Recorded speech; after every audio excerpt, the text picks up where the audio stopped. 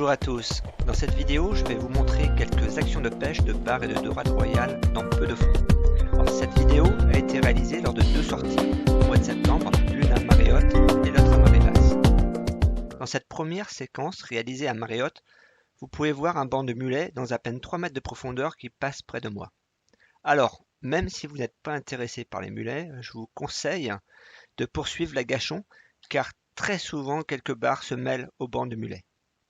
Ici, on peut voir quelques bars, très petits, parmi ce banc.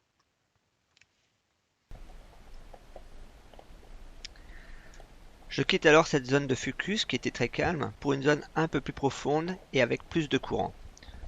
Je vais me positionner à la gâchon, caché parmi les roches et les algues Immentalia elonga, plus communément appelées algues spaghetti. On peut voir que quelques bars circulent entre les algues et le sable. Ils sont à la recherche de petits crabes verts dont ils se nourrissent à marée haute. Je change ensuite de technique pour tenter de surprendre un bar en pêchant à l'indienne. J'avance très doucement parmi ces algues spaghetti en espérant pouvoir croiser un bar qui va passer devant moi.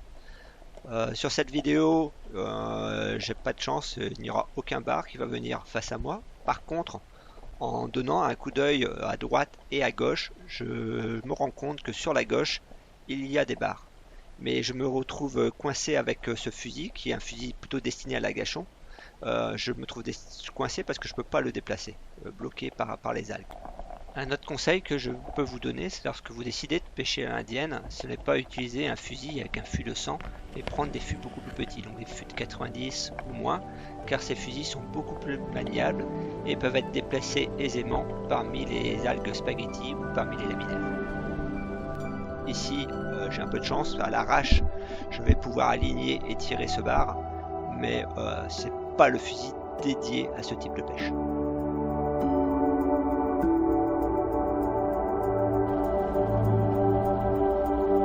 Les bars, on les retrouve aussi à marée basse sur les zones de sable et de laminaire où ils se nourrissent de sprattes et de lançons. Dans ce cas précis, ce seront des petits bars car les plus gros sont très souvent calés le long des roches à marée basse où ils digèrent les crabes verts qu'ils ont engloutis lors de la marée haute. Donc pour pouvoir pêcher le bar sur cette zone de sable, il faut faire un agachon caché parmi les laminaires et les roches avec la pointe vers le sable et attendre qu'un bar un peu plus curieux que les autres s'approche de la pointe de la flèche.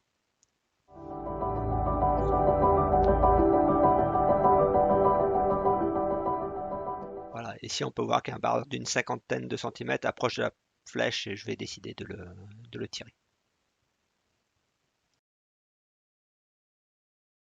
Passons maintenant à l'autre poisson convoité lors de ces deux sorties, la dorade royale. Alors, les royales peuvent être aussi bien pêchées à marée basse qu'à marée haute.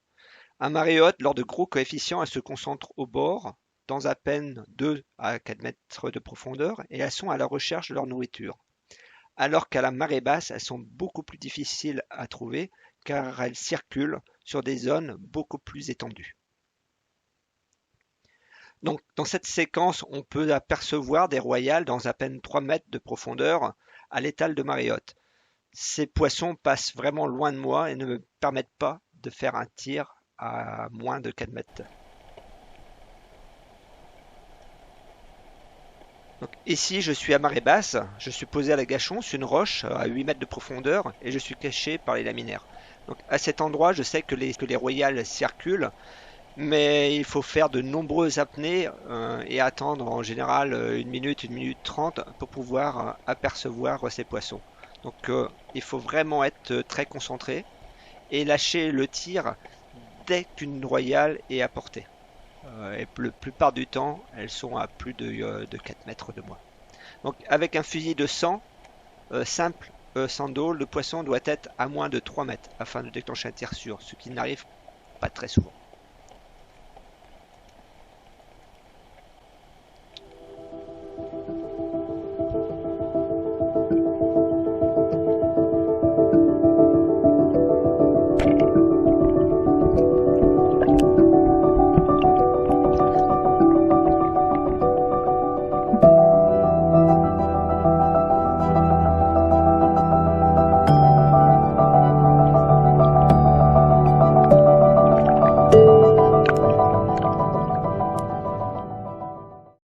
petite séquence que j'ai mise au ralenti montre que la dorade royale peut aussi de temps en temps être curieuse et approcher à moins de 1 mètre de la pointe du fusil.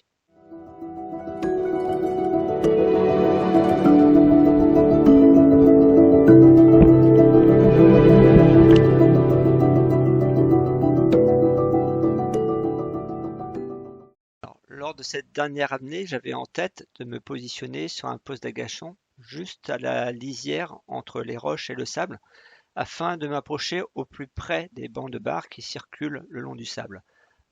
Pour ce faire, je vais nager doucement, me faufiler entre les Himalayas et me poser sur ce dernier rocher. Alors, j'espérais avoir un bar qui approche, et c'est un autre poisson qui est venu. Je vous laisse découvrir la suite.